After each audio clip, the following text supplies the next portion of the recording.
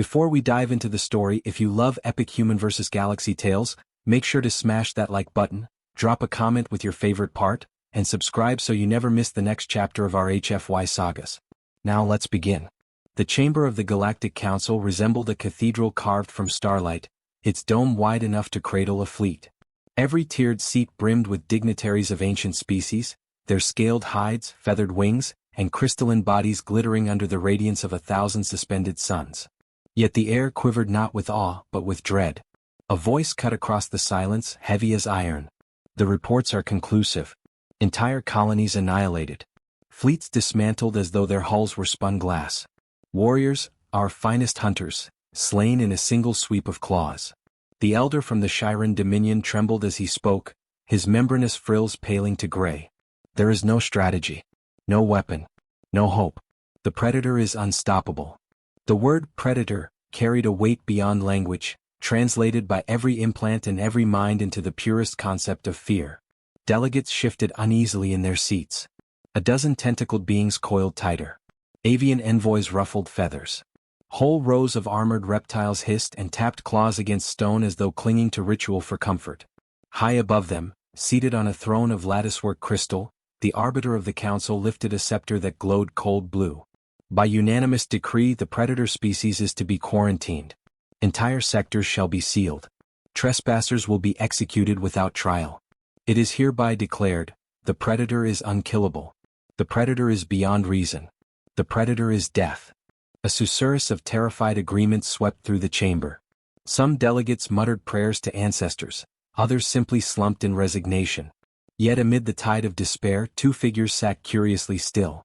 Captain Elias Ward leaned back in his chair, human shoulders broad beneath the tailored black of his diplomatic uniform. The lines around his mouth curved not with fear but with something closer to irony. Beside him, Marcus Hale, scout operative, field-tested, eyes sharpened by years of silent missions, crossed his arms and tilted his head as though listening to an old joke retold. Unstoppable? Marcus murmured, voice pitched low for human ears alone. Elias arched a brow. That's their verdict. Back home, Marcus said, his tone dry, we used to say the same about grizzlies. Until some lunatic decided to wrestle one with his bare hands. Elias smothered a chuckle behind a hand, but his eyes gleamed. Around them, alien delegates shivered at shadows only they could see, yet the humans remained untouched by the tremor of dread. To them, the word predator carried familiarity, not finality. A reptilian emissary from the Korth Dominion turned, voice quaking. Humans, you do not comprehend. These beasts do not kill for hunger. They kill because they are the embodiment of survival itself. Whole legions have perished. What weapon could you possibly bring against such inevitability? Marcus's gaze slid toward the center of the chamber where a hologram shimmered to life, depicting the predator. A hulking silhouette of muscle and blade-like spines, jaws that gaped wider than a man was tall, eyes burning with primal light. Every detail of the projection screamed inevitability, as though nature itself had sculpted perfection in destruction. He studied it with a soldier's detachment, then said, looks mean. But so did wolves before we fed them scraps by the fire. So did big cats before we bred them down into purring house pets. He shrugged. Mean doesn't mean impossible. Gasps rippled through the chamber. To suggest that the creature the council had just declared death incarnate could be anything but terror sounded like blasphemy. The arbiter's crystalline face rotated toward the humans. Your kind is newly admitted to this assembly. Perhaps you do not yet understand the gravity of our judgment. Elias stood, smoothing the lines of his coat. His voice, rich and unhurried, carried across the tiers. On the contrary, Arbiter, we understand perfectly. You've decided that fear is more comfortable than courage. And you've labeled that fear truth. He let the words hang in the charged silence. Humans don't thrive that way. Where you see impossibility, we see challenge. Where you see death, we see potential. The chamber erupted. Delegates shouted, some with outrage, some with disbelief, a few with curiosity. Crystalline envoys crackled with static fury. Feathered nobles shrieked like caged hawks. Marcus remained seated, letting the storm pass, eyes still on the hologram. He recalled jungles where he had tracked jaguars through shadows, deserts where venomous serpents slithered under his boots, oceans where sharks circled divers with teeth like saw blades. Humanity had grown under the constant press of predators. To survive, they had learned to face teeth with fire, claw with cunning, fury with patience. Predators had not broken humanity, They had sharpened it. Elias raised a hand for silence, and reluctantly the chamber hushed. We are not dismissing your pain nor your fear. We are saying that perhaps the predator is not the end of all things. Perhaps, like the wolves we tamed, like the wild stallions we bridled, like the falcons that hunt at our command, it is only waiting for the right voice to call it something more than monster. Whispers cascaded through the tiers, some incredulous, some fearful, a few, just a few, tinged with hope. The arbiter's crystalline eyes dimmed, unreadable. And you would risk the life of your people on such naivety? Elias smiled thinly. Risk is our oldest language. It has carried us from the savannas of a single world to this chamber among the stars. We did not arrive here by trembling at shadows. Marcus finally rose, slow and deliberate. His voice was quieter than Elias's but more cutting for it. You call it unstoppable. Funny thing. He looked once more at the beast's holographic glare, unflinching. I swear I've walked meaner things on a leash. The chamber fell into stunned silence. Some aliens laughed nervously, thinking it human arrogance. Others leaned forward, wondering if it could be truth. The hologram's eyes glowed brighter, jaws parting in a silent roar, but Marcus met its gaze without a flicker of hesitation. When the arbiter dismissed the session, the council broke into chaos, some storming out in anger, some lingering in doubt, all shaken from certainty. But as Marcus and Elias departed the chamber, boots echoing against polished stone, one truth lingered like a spark in dry tinder. The galaxy had declared the predator unstoppable. Humanity had called it something else. A pet. And for the first time in centuries, the council's decree felt fragile. The chamber of judgment was packed once more, its vaulted ceiling trembling with the murmurs of hundreds of alien tongues. This time, the council had gathered not for decrees or speculation but to witness the living proof of their fear. A double line of armored guards dragged chains as thick as tree trunks, each link glowing faintly with energy fields designed to restrain titans. Between them, the predator lurched forward. Its body was a sculpture of violence. Muscles corded beneath scaled hide, claws like hooked sabers, eyes smoldering with a feral intelligence that made every being present feel like prey. Even in bonds, it radiated inevitability, a storm caged only temporarily. Delegates recoiled in horror. Some pressed against the chamber walls as if distance alone could shield them. The scent of fear was palpable, ozone and sweat mixing under the chamber lights. A crystalline envoy's carapace began to fracture under stress, shedding glittering shards. A feathered noble fainted outright, collapsing into attendants' arms.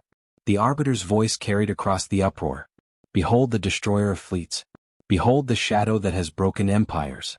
You called it arrogance when we declared it unstoppable. Today you will see with your own eyes why that decree stands. The predator roared, a sound that seemed to rattle bone marrow, shaking banners from their mounts and shattering glass vials of incense.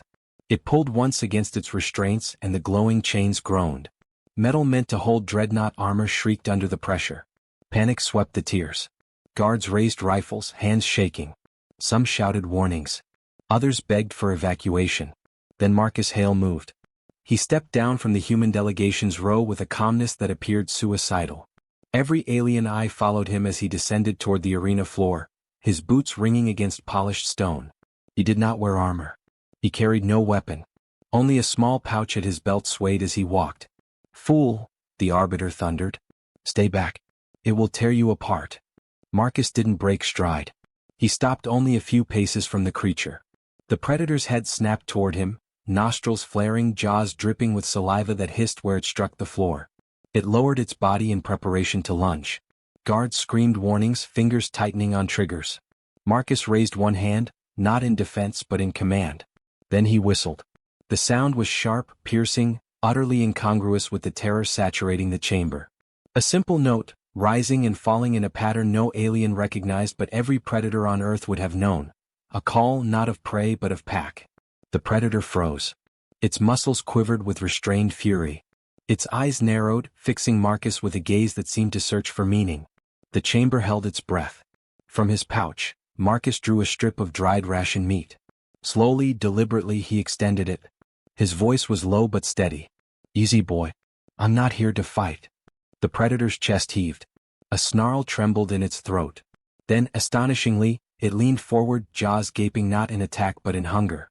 It snapped the meat from his fingers with teeth that could shear starship hull plating, and did not so much as scratch him. A ripple of disbelief cascaded through the chamber. Aliens shrieked, shouted, some cursed in their native tongues. Yet Marcus remained where he was, his other hand lifting to scratch gently at the scaled ridge above the creature's brow. The predator rumbled. Not a roar this time, but a sound disturbingly like a giant cat's purr. Its eyes half-lidded. It shifted its bulk closer to Marcus, the chains clattering loosely as though their purpose had been erased. Elias Ward, still seated among the delegation, allowed himself a thin smile. His words carried across the stunned silence. Unstoppable? I think not. Unfamiliar, certainly. Misunderstood, absolutely. But unkillable? Untamable? You underestimate what humanity has lived with since before fire. Gasps and arguments erupted. A reptilian general slammed his fists against his console. Trickery. Sorcery. No beast of death bends to will so easily. Elias rose now, his calm authority commanding attention. On our world there were wolves that hunted our children, bears that toppled our shelters, serpents that struck in the dark. We did not merely survive them. We learned to walk beside them. We learned that teeth and claws do not always mean enemy. Sometimes they mean ally, if you know how to listen. The Arbiter's crystalline body crackled with dissonant light. What you propose is reckless. To bind yourself to destruction is to invite your own end. Marcus stroked the predator's head as though it were no more than an oversized hound. Funny thing about destruction, he said evenly. It doesn't choose. But loyalty, that's something you can earn. The predator leaned its massive head against his shoulder, a gesture as intimate as it was terrifying. The guards, still frozen with weapons trained, dared not fire now. To attack the creature would be to attack the man it had chosen to protect. The chamber dissolved into chaos. Some delegates screamed that humanity was insane, unfit to sit among them. Others, wide-eyed, whispered in awe, seeing for the first time the possibility that the unstoppable might not be so inevitable after all. The Arbiter struck his scepter for silence. The crystalline note rang across the chamber like judgment itself. Enough. This display proves nothing but humanity's disregard for law and safety. Remove them from the arena before this beast awakens its true hunger. But the predator was already awake, and it was not hunger that guided it now. Its head rose, eyes blazing at every alien hand that twitched toward a weapon. A low growl reverberated like thunder, vibrating through every stone in the chamber. The message was unmistakable: harm the human and you answer to me. Marcus placed a steadying hand on its snout, murmuring words too quiet for anyone else to hear. The predator's growl subsided to a deep, rumbling warning. Elias stepped forward into the charged silence. You wanted proof of our arrogance. What you received was proof of possibility. You call it a monster. We call it something else. We see not just what it can destroy but what it can become. The Arbiter's crystalline form flickered with indecision, torn between centuries of fear and the evidence before him. Around him, factions split. Some clamored for execution, others for study, a few daring to hope. At the center of it all stood Marcus with the predator resting against him, a living contradiction to every decree and every fear. The chamber had come seeking confirmation of hopelessness. Instead it found a bond. And though the Arbiter's gavel would still fall with condemnation, though the council would rage and resist, the image seared into every witness's memory would not fade, the galaxy's greatest terror leaning protectively against a man who had no weapon but trust. When the session was dismissed, chaos lingered. Delegates fled, guards muttered about treachery, the Arbiter's voice fractured with fury. Yet the story was already written in the minds of those who had seen it. The predator was not alone. It had chosen. And as Marcus guided it from the chamber with nothing more than a whistle and a steady hand, the question burned hotter than the Arbiter's decree. If humanity could claim the unstoppable as companion, what else might they do? The answer lay ahead, waiting like fire in dry grass. The council hall had not settled since the spectacle of Marcus standing unarmed beside the predator. The delegates who remained circled in arguments, voices raised in disbelief, fear, and desperate hope. Some accused humanity of tampering with genetics, of trickery or mind control. Others, younger and less calcified in tradition, leaned forward in awe, whispering that perhaps the humans had unlocked what no other species dared attempt. The Arbiter had silenced the chamber with his crystalline gavel, but the murmurs would not die. Elias Ward stood at the center platform, shoulders squared, his voice cutting through the storm. You all know what you've seen. Denial won't make it vanish. The creature you called unstoppable bowed its head for a man it trusted. That is not sorcery. That is not illusion. That is the result of listening where others only screamed. His words hung in the air like flares over a battlefield. Marcus stood at his side, the predator crouched low behind him, a looming presence yet strangely still, its molten eyes fixed on the crowd as if daring them to speak. The beast's tail coiled lazily, a predator at rest, but every muscle was ready should hostility flare. Elias gestured toward Marcus. My colleague here is no magician. He's a scout. He spent more nights alone in jungles and deserts than most of you have spent in your palaces. He knows the language of predators, their hunger, their fear, their patterns. What you call impossible, he calls Tuesday. A ripple of nervous laughter broke from a few younger delegates, but it was quickly smothered by the harsh hiss of the elder species. A scaled general of the Varn hissed, "You speak as though history is irrelevant. These beasts have massacred billions. Entire fleets fell. Entire worlds abandoned. You dare compare that to, what did you say? A Tuesday?" Marcus finally lifted his gaze to meet the general's. His voice was quieter, but it carried. On Earth there were once forests where wolves hunted us, plains where lions tested our steps, seas where sharks circled in silence. They killed us, yes. They terrified us, yes. But we didn't stop walking into the forest. We didn't abandon the sea. We didn't call them gods or monsters. We learned them. We adapted. We found ways not just to survive, but to thrive alongside them.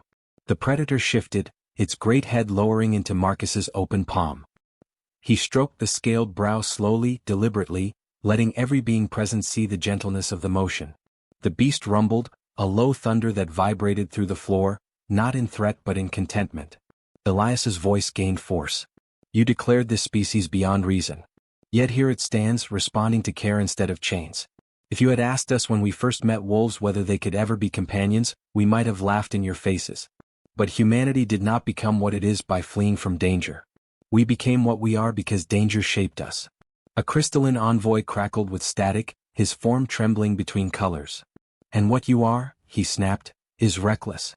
You would endanger us all with your hubris. Hubris? Elias shot back. Or vision. You've lived for centuries repeating the same cycle. See threat, declare doom, run. We lived surrounded by predators every single day of our existence. To run was to die. To fight endlessly was to die. So we learned something you haven't. That fear is only useful until it blinds you. After that, it kills. The chamber was silent. No one dared interrupt. Even those who hated the human's audacity could not deny the conviction that rang in Elias's tone. Marcus crouched then, bringing himself eye level with the predator. He murmured words that no translator bothered to render.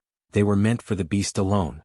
The predator tilted its massive head, then turned toward the crowd. With surprising delicacy, it padded forward to the edge of the platform, lowering itself until its enormous snout nearly touched the small form of a trembling alien child delegate, half hidden behind the robes of her guardian. The crowd gasped in horror. Guards reached for their weapons. Marcus raised a hand without turning.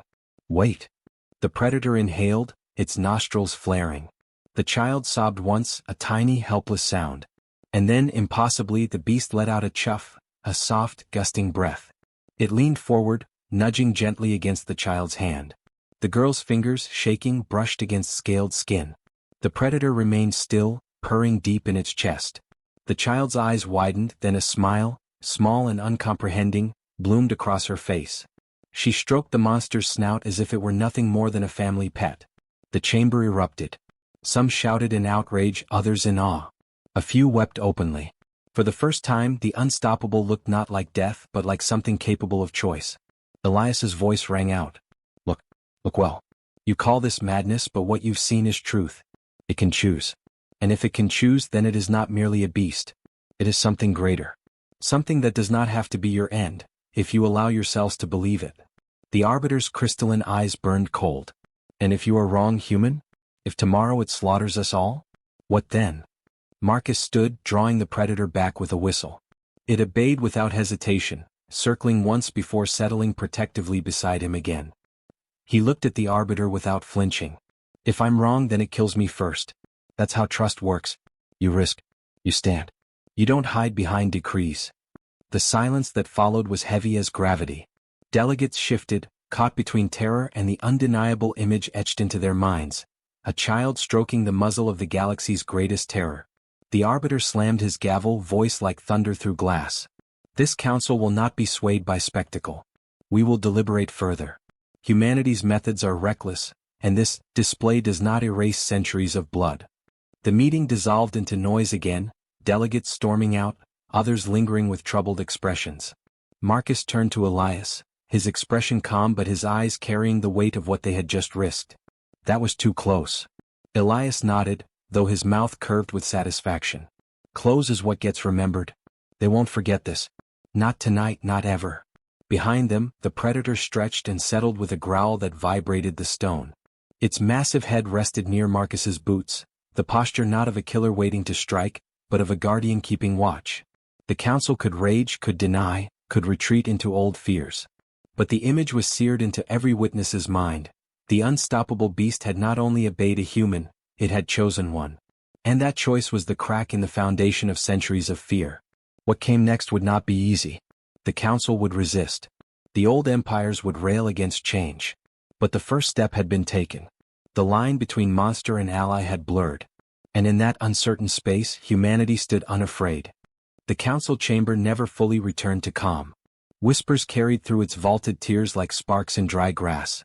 Delegates argued in huddled knots, old empires shouting for extermination, younger worlds whispering about possibility. The arbiter struck his gavel for silence again and again, but the sound only seemed to sharpen the divide. Elias Ward watched it unfold with the patience of a man who knew the storm would break whether he willed it or not. Marcus Hale, beside him, kept one steady hand on the scaled brow of the predator crouched at his feet. The creature had grown restless in the din, its muscles rippling beneath its hide, but its loyalty had not faltered. The break came sudden and brutal. From the shadowed galleries above, a shriek echoed, followed by the hiss of plasma charges being armed. A faction of dissident delegates, long embittered by the council's paralysis, chose their moment. Energy bolts seared through the chamber, shattering banners and igniting consoles.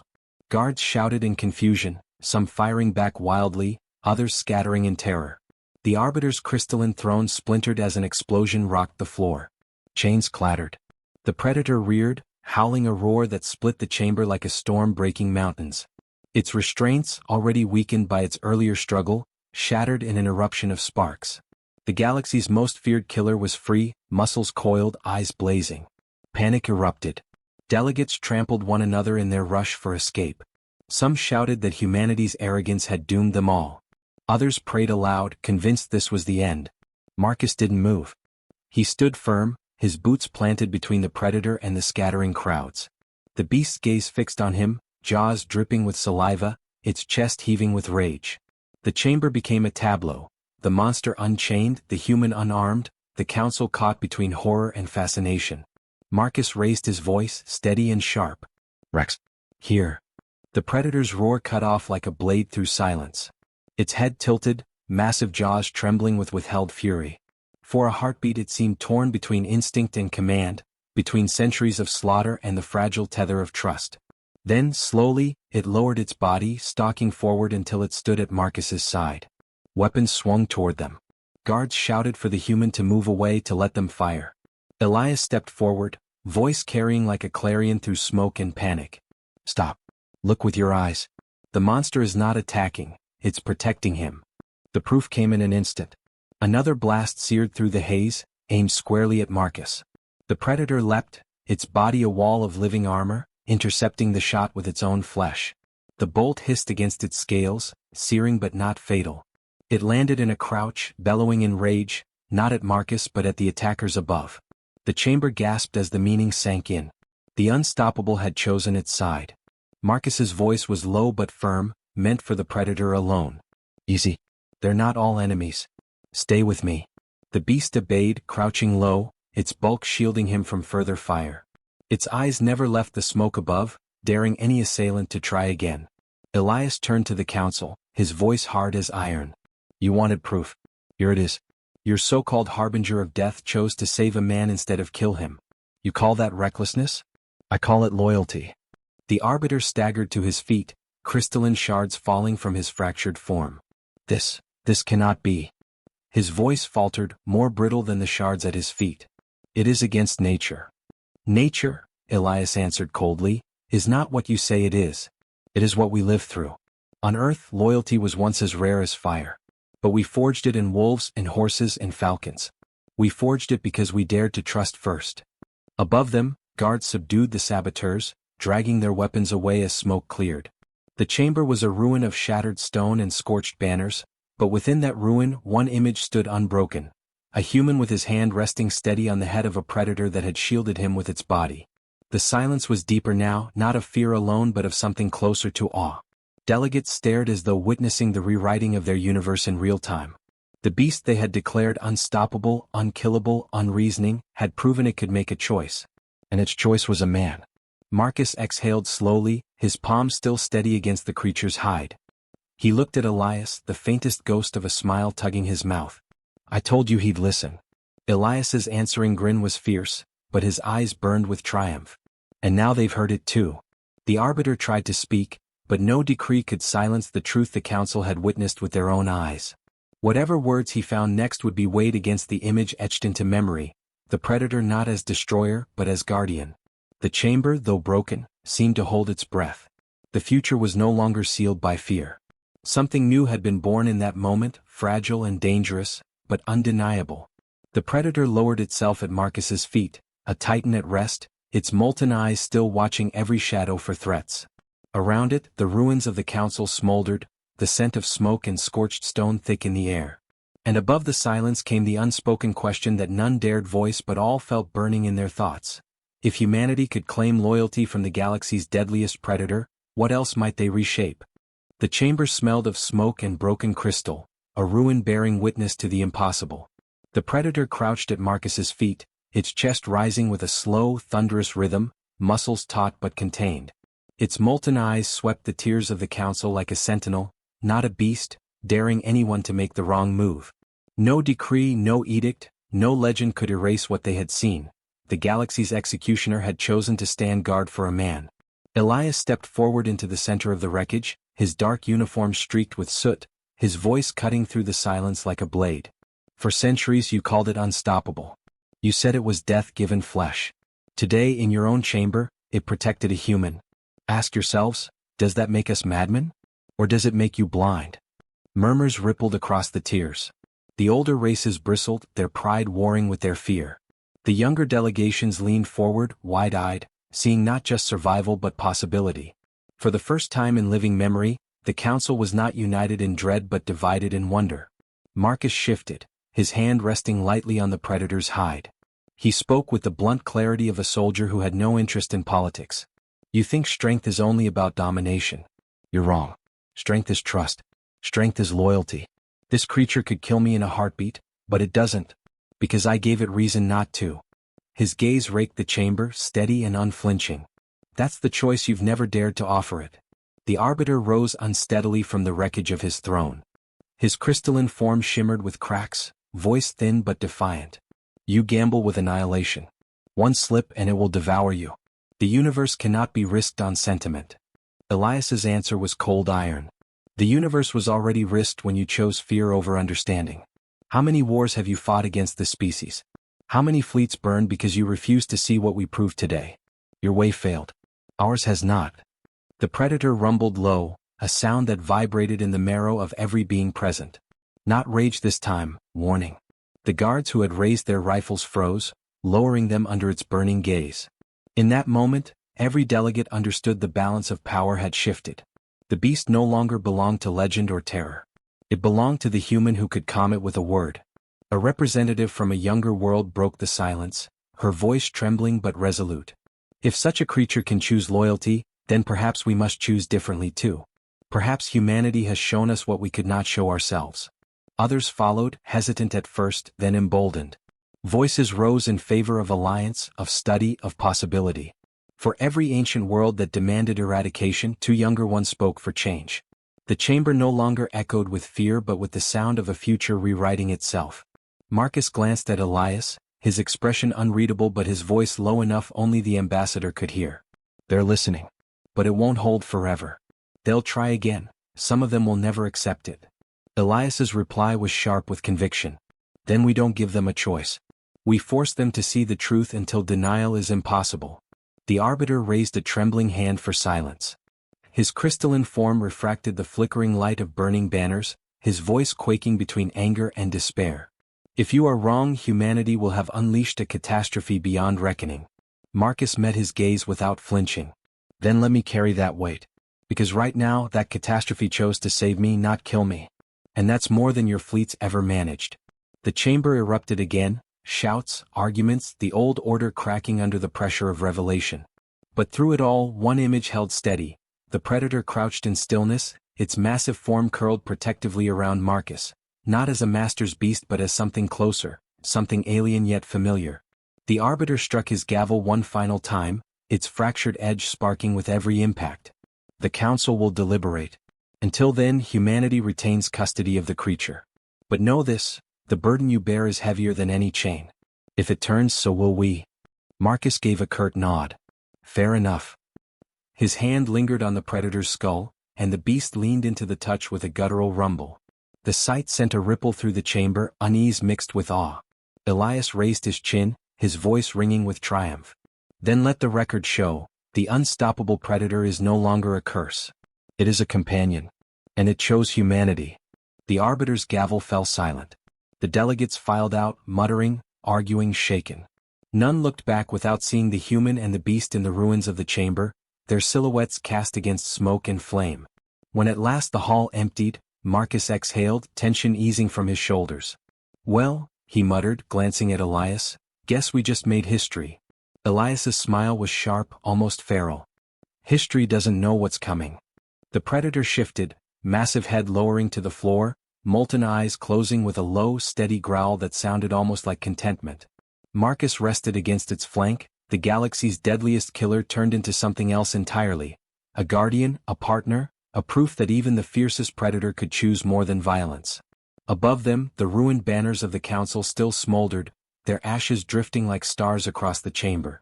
And in that ruin, something greater had been born. The terrifying realization that humanity, in its reckless audacity, had done what no empire, no fleet, no council decree ever could. They had turned the galaxy's nightmare into their pet. And the galaxy would never be the same again.